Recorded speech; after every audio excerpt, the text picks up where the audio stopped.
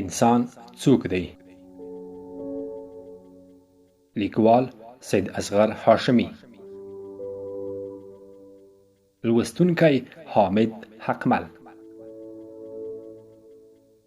انساني جوړښتونه. د نړۍ انسانان دوه ډوله فزیکي او معنوي جوړښتونه لري. په فزیکي لحاظ ډیر انسانان د ځانګړي وزن درلودونکي دي، خو په معنوي لحاظ په ټول پوره انسانان کم پیدا کیږي.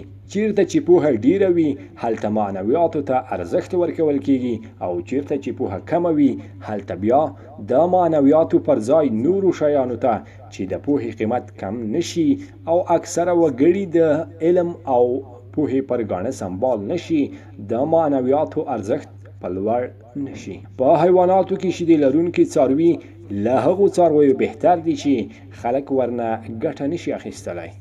دلته د انسانانو په ډول په حیواناتو کې هم توپیر لیدل کیږي. په نباتاتو کې میوې لرونکي ونې د هغو خلکو په شان دي چې پوهه لري او هر وخت د ځان پر ځای د عوامو په فکر کې دي. په ټولې نړۍ کې په هغو انسانانو شمار کیږي چې پوهه لري، او هغه انسانان چې پوهه نه لري د هغوی بې میوو ونو په شان دي چې له لرګیو یې هم ګټه نه اخیستل کیږي. د انسان جسمی کار د بیرونی جوړښت او جسم سره اړیکه لري، او فکری کار د پوهې سره فکری کار له جسمی کاره بهتر دی.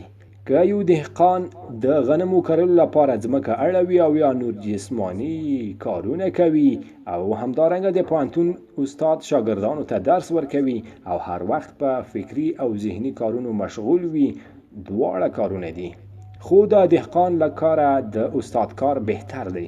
ټول نړۍ کې له جسمی کارونو فکری کارونو ته برتری ورکول کیږي. نړۍ فکری یرغلونه پیل کړي دي او غواړي چې په ټولو نړۍ کې د فکر په واسطه مشري وکړي. دوی پوه شوي چې د جسمی یرغلونو پر ځای فکری جنګونه کوي. د انسان قدر او عزت د هغه د معنویاتو، پوهې او اخلاقو په نظر کې نیولو سره حتمی دی، نه په نورو لاملونو. ډیر خلک د بدو خلکو عزت کوي چې دا په دې دلالت کوي چې دوی ښه خلک نه دي. د ظالم ملګرتیا کوي، هر ځای صفتونه کوي چې دا یې د ویرې یو لامل دی.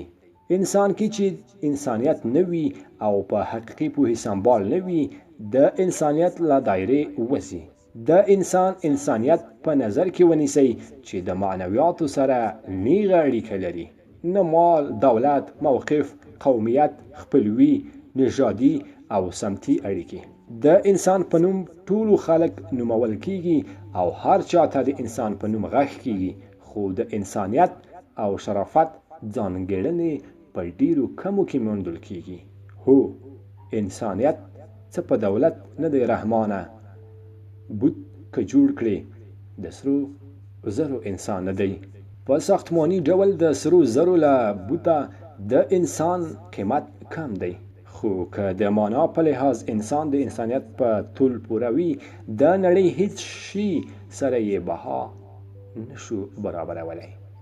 ځینې انسانان لوړ قیمت لري او په کلونو کلونو یې نمونه تلپاتې وي، خو د ځینو انسانانو بها دومره کمه وي چې په ژوندون او له مرګ وروسته یې هم ارزښت کم وي. ای انسانانو، که غواړئ چې پرمختګ وکړئ، د مادیاتو پر ځای معنویاتو ته ارزښت ورکړئ. د ناپوهو مشرانو پر ځای پوه انسانان مشران وټاکئ. د ګناهګارو پر ځای بې ګناهو ته رایه ورکړئ. انسان همغه دی چې په ځان کې د خپل نوم انسان معنا پیدا کړي. دی د خیر ښېګڼې لپاره پیدا شوی او دنده یې انسانانو ته مینه ورکول دي.